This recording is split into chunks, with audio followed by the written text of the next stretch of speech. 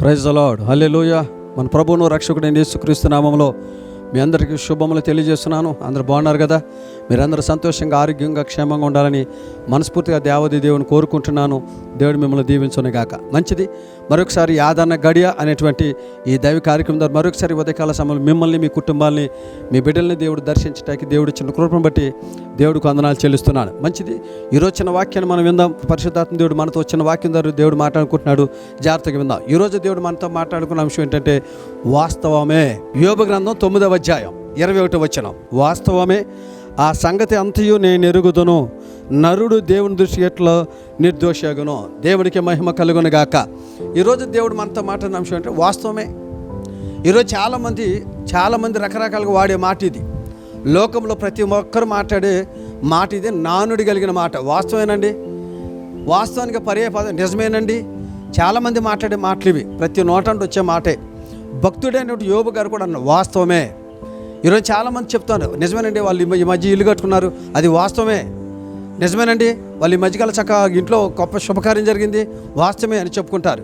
కానీ బైబిల్ నుంచి కొన్ని వాస్తవాలను చెప్పనా, బైబిల్లో నిజమైన వాస్తవాలను చెప్పనా, చాలా జాగ్రత్తగా గమనించండి. కొన్ని వాస్తవాలు ఈ రోజున మీ ముందు నేను ఉంచాలని ఆశ కలిగి ఉన్నాను. మొదటిగా ఏది వాస్తవం అంటే చెప్తాను వినండి. యోబు గ్రంథం 8వ అధ్యాయం 20వ వచనం ప్రకారం ఉన్న మాట ప్రకారం అయితే దేవుడు యథార్థవంతులను త్రోసివేడు. ఇది వాస్తవం.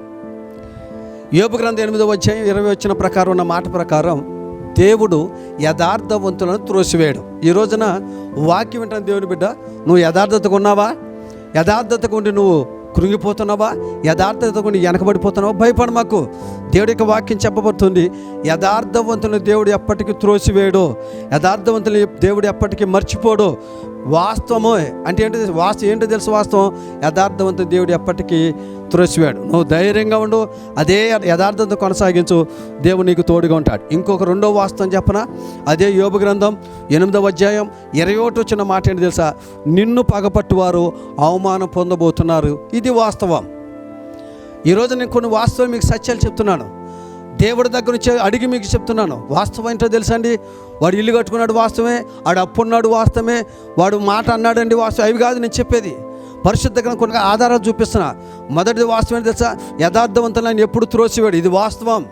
రెండవది, నిన్ను పగబట్టేవారు అవమానం పొందబోతున్నారు. ఇది వాస్తవం. ఎవరైతే అవమానంగా చూస్తున్నారో వారిని దేవుడు అవమానపరచబోతున్నాడు. ఇది వాస్తవం, ఇది సత్యం. దీన్ని మీరు నమ్మండి. మీరు అవమానపరచబడుతున్నారా? మీరు భయపడద్దు. నీ మీద పగబెట్టుకుంటున్నారా? దేవుడు వాళ్ళని అవమానాలు పరచబోతున్నాడు, మీరు ధైర్యంగా ఉండండి. మూడో వాస్తవం చెప్పన, పరిశుద్ధ గ్రంథంలో యోబు గ్రంథం 8వ అధ్యాయం 7వ వచనం మాట ప్రకారం మనం చూస్తే తుదకు నువ్వు మహా అభివృద్ధి పొందబోతున్నావు. ఇది వాస్తవం. మూడో విషయం వాస్తవం ఏంటో తెలుసండి? యోబు గ్రంథం 7వ వచనం ప్రకారం నీవు మహా అభివృద్ధి పొందబోతున్నావు. ఇది వాస్తవం. దేవుడికి మహిమ కలుగును గాక. దేవుని బిడ్డలకు గమనించండి. నాకు దీవెన రావట్లేదు, నేను ఆశీర్వదించబడట్లేదు అనుకుంటున్నావా? లేదు, దేవుడు మాట్లాడుతున్నాడు. యథార్థతగా ఉన్న వాళ్ళని, ఇదిగో అవమానాలు వచ్చినా కానీ యథార్థతగా ఉన్న వాళ్ళని దేవుడు తుదకు మహా అభివృద్ధి పరచబోతున్నాడు. నువ్వు దీవించబడబోతున్నావు, నీకు ఆశీర్వాదం రాబోతుంది. ధైర్యంగా ఉండు. దేవుడు వాస్తవమైన కార్యాలు నీ జీవితంలో జరిగించి దేవుడు నేను బహుగా దీవించునుగాక. ప్రార్థన చేసుకుందాం. ప్రేమ కలిగిన మా తండ్రి, కృప కలిగిన దేవా, నీకు వందనాలు. ఈరోజు వాక్యం ద్వారా మీరు మాతో మాట్లాడారు. వాస్తవమే, ఏది వాస్తవం మీరు మాట్లాడారు. కొన్ని వాస్తవాలు, కొన్ని నగ్న సత్యాలు బైబిల్ నుంచి ఈరోజు మాతో మాట్లాడారు. ఇదిగో యథార్థవంతులు ఆయన ఎన్నటికీ త్రోసివేయడం. ఇది వాస్తవం. ఎవరైతే నీ మీద పగబడుతున్నారో వారు నేను అవమానపరుస్తున్నారు. అది వాస్తవం. ఇదిగో సొదగు నువ్వు మహా అభివృద్ధి చెందబోతున్నారు. అది వాస్తవం. ఈ వాస్తవమైన కార్యాలని, ఈ నిజమైన కార్యాలు బిడ్డల జీవితం జరిగించి నీ నామానికి మాత్రం మహిమ తెచ్చుకోమని యేసు నామములో అడిగి పొంది ఉన్నాం తండ్రి, ఆమెన్. మరొకసారి మీకు ప్రభుపేట వందనాలు చెల్లిస్తున్నాను. దేవుని మీద గమనించండి. ఈ దైవిక కార్యక్రమం ఆదరణ గడియ అనే దైవిక కార్యక్రమం ద్వారా వాక్యం మీరు అందరూ బలపరచబడాలి. అనేక ఈ వాక్యాన్ని షేర్ చేయండి, దేవుని యొద్దకు నడిపించండి, దేవుడికి ఆశీర్వాద పాత్రలు చేయండి. దేవుడు మిమ్మల్ని దీవించును గాక. ఆమెన్.